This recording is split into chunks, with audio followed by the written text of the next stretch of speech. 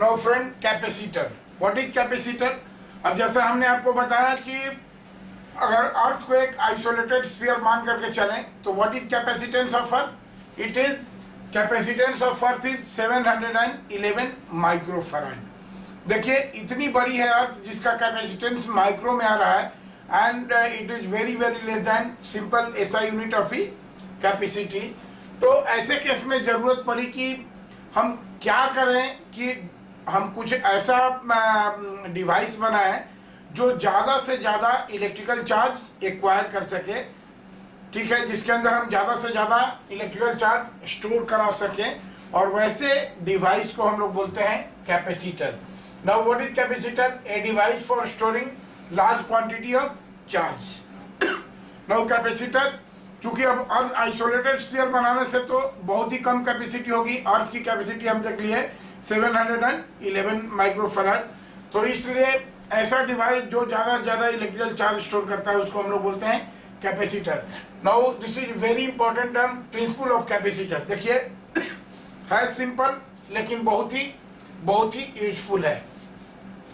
तो principle of capacitor को हम लोग देखें, जैसे सपोज ये एक आइसोलेटेड स्फीयर है, this is a isolated sphere,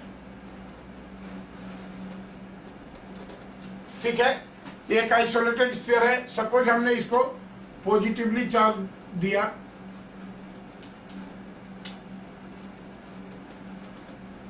हमने इसको पॉजिटिवली चार्ज दिया, ये कंडक्टर है और हमने इसको पॉजिटिवली चार्ज दिया। नाउ मैक्सिमम पॉजिटिव चार्ज कितना दे सकते हैं इस बॉडी को? जब तक इसके सरफेस का फील्ड 3 × 10⁻⁶ वोल्ट पर मीटर से ज्यादा ना हो जाए। यानी अगर मान ली कि इसको चार्ज देते गए और जिसके चलते ये इसके सरफेस की फील्ड उसके सराउंडिंग मीडियम के डाइलेक्ट्रिक स्ट्रेंथ के बराबर हो गई, तो ये कोई फर्दर चार्ज नहीं एक्सेप्ट करेगा, राइट। तो इस बॉडी को हमने फुल्ली चार्ज किया। पहला है कि एक बॉडी को हमने फुल्ली चार्ज किया। अब हम क्या कर रहे हैं, जब बॉडी चार्ज हो गई ना, इसकी कैपेसिटी तो जो थी वो हो गई, अब इसका चार्ज कैपेसिटी कैसे बढ़ेगी? तो हमारा पहला स्टेप है, देखिए फर्स्ट स्टेप, इस बॉडी के नजदीक में एक न्यूट्रल बॉडी लाते हैं, समझे? नंबर 1 फर्स्ट स्टेप क्या है? Number 1, bring a neutral body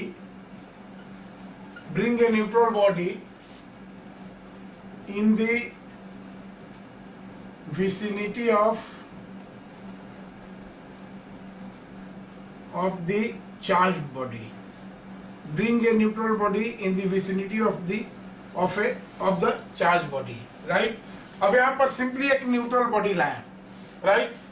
neutral body कैसा भी हो सकता है, आइडेंटिकल हो या आइडेंटिकल नहीं भी हो। तो क्या करेगा, देखिए अब इस पर इंड्यूस चार्जेस होंगे, इधर क्या हो जाएगा, इधर हो जाएगा। इंड्यूस चार्जेस को अलग कलर से दिखा रहे हैं। Now here it becomes negatively charged, ये पार्ट हो जाएगा हमारा निगेटिवली चार्ज, राइट। और दूसरे साइड में क्या हो जाएगा, पॉजिटिवली चार्ज। ये इंड्यूस चार्जेस इस पर होंगे क्योंकि बॉडी पर नेट चार्ज तो 0 रहेगा, लेकिन जैसे ये करेंगे तो बॉडी के इधर सराउंड ये पॉजिटिव चार्ज है तो इसके इस तरफ में इंड्यूस चार्जेज होंगे निगेटिव नेचर के, और ये इसके दूसरे तरफ पॉजिटिव चार्जेस हो जाएंगे, इंड्यूस चार्जेस हो जाएंगे। ये क्लियर है, ये बॉडी इंड्यूस्ड हो जाएगी, right. So these are the induce charges,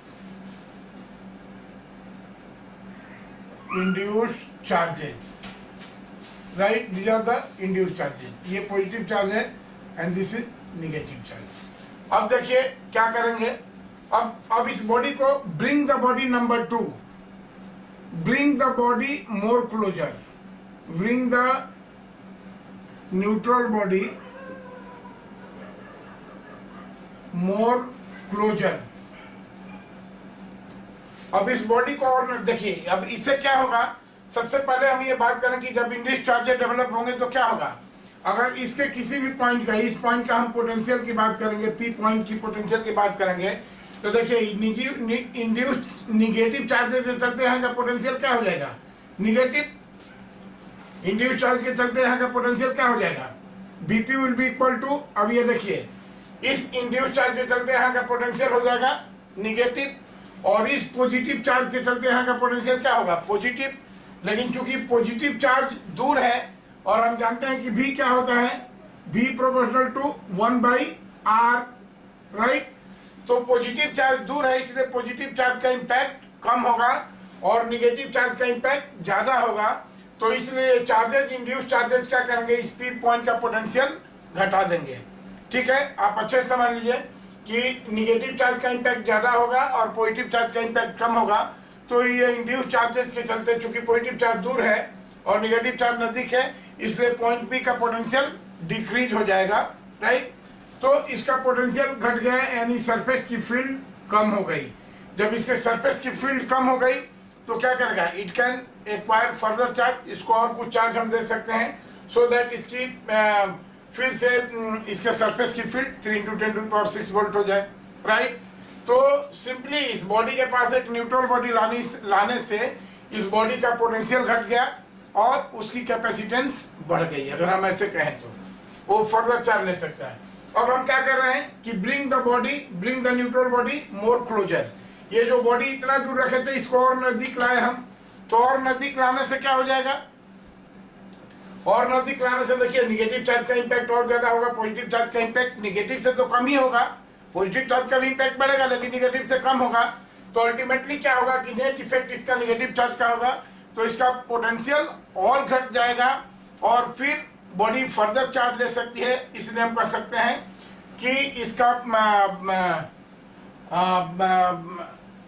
इसकी जो एबिलिटी है चार्ज स्टोर करने की, हम ये कहें कि इसका कैपेसिटेंस और बढ़ जाएगा। ठीक है, अब देखिए ये सेकेंड स्टेप है। थर्ड स्टेप है कि इंट्रोड्यूस ए डाइलेक्ट्रिक स्लैब, इंट्रोड्यूस ए डाइलेक्ट्रिक स्लैब जिसका डाइलेक्ट्रिक कांस्टेंट K है, बिटवीन द बॉडीज, ठीक है। इन दोनों के बॉडी में एक ऐसा, इन दोनों के बीच में एक ऐसा डाइलेक्ट्रिक स्लैब इंट्रोड्यूस करें जिसका डाइलेक्ट्रिक कांस्टेंट K है। इन दोनों के बीच में एक ऐसा डाइलेक्ट्रिक स्लैब डालें जिसका डाइलेक्ट्रिक कांस्टेंट K है, राइट। तो इस डाइलेक्ट्रिक कांस्टेंट से क्या होगा, अभी देखिए ये हम जानते हैं कि अगर कोई मीडियम इंट्रोड्यूस करने से पोटेंशियल क्या होगा, V/K हो जाएगा। V डैश इक्वल टू या V medium is equal to V/K। तो डाइलेक्ट्रिक स्लैब इंट्रोड्यूस करने से इस चार्ज बॉडी का पोटेंशियल K टाइम्स डिक्रीज हो जाएगा, और जब K टाइम डिक्रीज हो जाएगा तो this body can acquire further charge, वो थोड़ा और चार्ज लेगी, तो कैपेसिटेंस उसका बढ़ जाएगा, तो उसका कैपेसिटेंस बढ़ जाएगा। तो कैपेसिटेंस बढ़ाने का थर्ड स्टेप क्या हुआ, introduce A dielectric slab between the bodies, right. और फिर क्या है, अगर मान लीजिए कि अब देखिए इस तरह से 3 स्टेप में उस बॉडी का डाइलेक्ट्रिक स्ट्रेंथ हम बहुत बढ़ा दिए, अब उस बॉडी का कैपेसिटेंस हमने बहुत ही बढ़ा दिया। अब देखिए लास्ट में हम क्या करें कि fourth point, make the body earth. ये जो बॉडी है इसको अर्थिंग कर दिए, ठीक है, मेक द बॉडी अर्थ। तो अर्थ करने से क्या होगा, देखिए जितना भी पॉजिटिव चार्ज है इस साइड में, अर्थ से कंडक्टर क्या करेंगे, अर्थ से इलेक्ट्रॉन आ करके इसको न्यूट्रलाइज कर देंगे, और ये क्या करेगा, जब अर्थिंग कर दिए तो इधर के ये अर्थ से इलेक्ट्रॉन आ करके इसको न्यूट्रलाइज कर दिए, तो ये पॉजिटिव चार्ज डिसअपियर हो जाएगा। और अब क्या होगा, केवल इम्पैक्ट जो पॉजिटिव चार्ज के चलते पी पॉइंट का पोटेंशियल बढ़ रहा था वो खत्म हो जाएगा, अब केवल निगेटिव चार्ज के चलते घटेगा। तो अर्थ करने से क्या हुआ, ये पॉजिटिव चार्ज डिसअपियर हो जाएगा और इसका इम्पैक्ट जो इसका पोटेंशियल बढ़ा रहा था वो खत्म हो गया।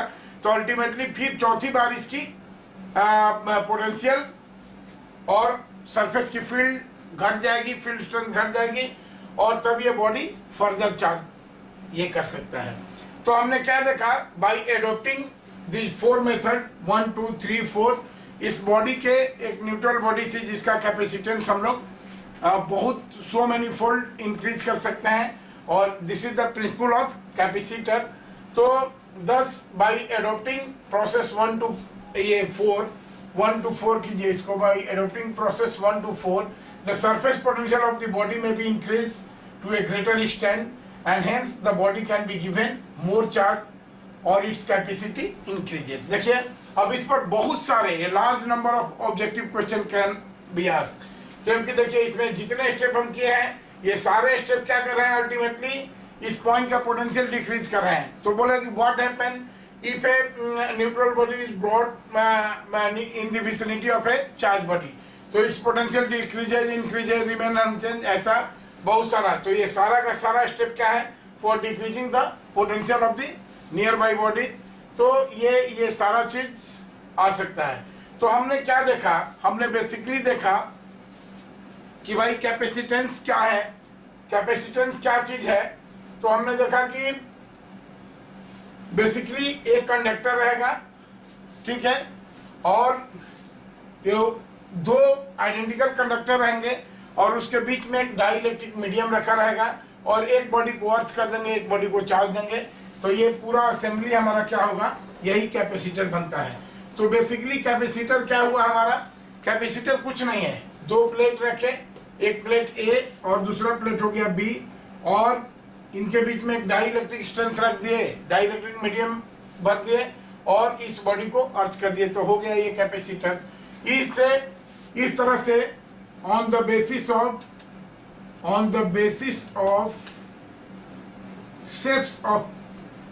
shapes of plates,